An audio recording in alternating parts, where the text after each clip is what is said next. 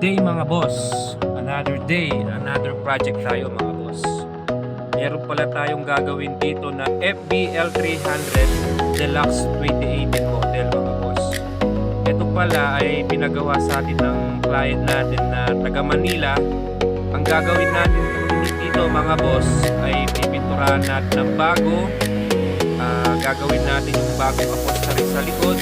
Yung konting repair mga boss, gagawin natin yan bago natin pinturahin.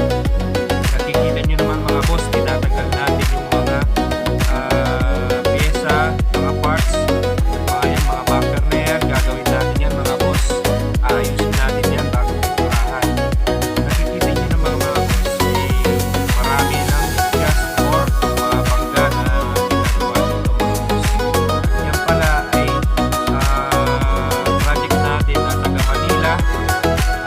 Client natin sa Manila na maiba dito sa Balangkas, Pampanga para magpagawa lang sa atin mga boss.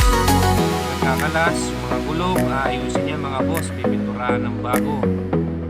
Yung mga sidings, kung may mga yupi, aayusin natin yan mga boss. Dito yan mga boss para siyang bago kapag natapos yan. Lock up na para siyang bago talaga. Dito lang yan sa Balangkas, Pampanga mga boss. Magawa talaga ng L300 FB.